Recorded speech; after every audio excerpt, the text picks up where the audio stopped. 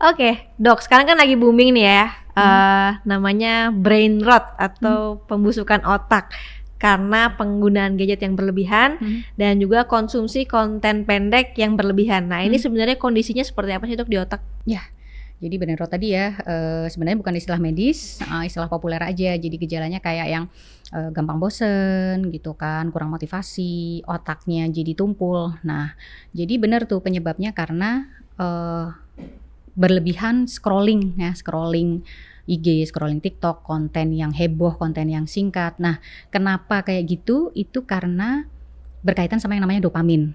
Ya, dopamin itu adalah suatu neurotransmitter. Neurotransmitter tuh kalau bisa dibilang adalah zat pembawa pesan di sistem saraf gitu. Jadi kurirnya saraf itu dia itu bertanggung jawab sama motivasi, fokus gitu ya, sistem reward, terus kemampuan belajar.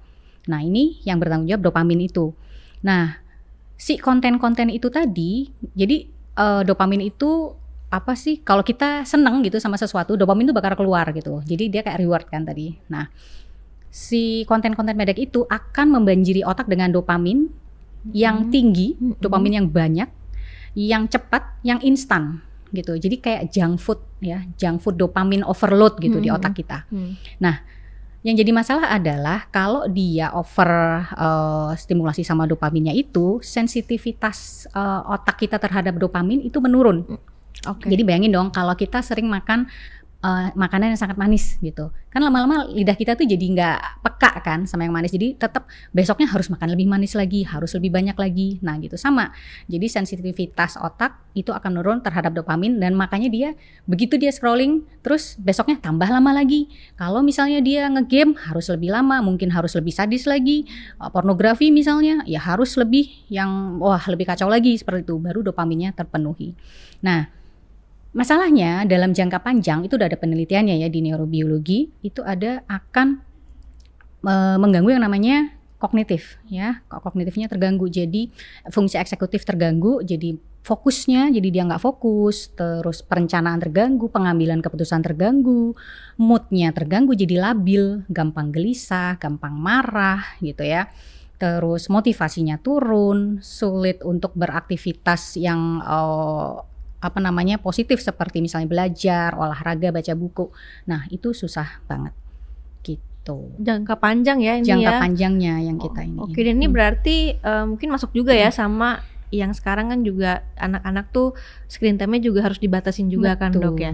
Itu juga mungkin jadi sama ya, jadi senada ya, kita nggak boleh kasih gadget yang berlebihan supaya kedepannya dia bisa lebih gampang fokus gitu. Betul. Ya. Kalau misalkan nih sudah terlanjur terkena brain rot ya. Nah, udah susah fokus sama segala macam. Nah, cara memperbaikinya gimana sih, Dok? Ya, jadi kabar baiknya itu tuh cuman overstimulasi dopamin. Jadi masih bisa diperbaiki ya, bukan kerusakan fungsi otak yang permanen. Nah, cara memperbaiki brain rot itu yang pertama adalah batasi ya dopamin, snack dopaminnya tadi. Jadi batasi scrollingnya ya, mungkin ya cuma 30-60 menit maksimal lah sehari.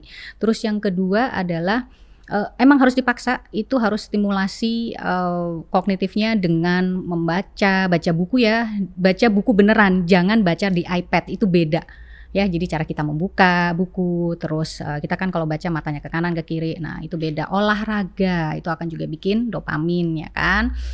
Terus bermain musik misalnya ya, pokoknya aktivitas yang positif. Lalu selanjutnya adalah single tasking, jadi biasakan melakukan satu hal dalam satu waktu. Jangan makan sambil scrolling, misalnya kayak gitu. Terus juga tidur yang cukup. Ya, itu tidur yang cukup akan memperbaiki si dopamin itu. Oke, gitu. Oke. Susah ya terapinya ya. Aku bayangin baca buku lihat ini, waduh.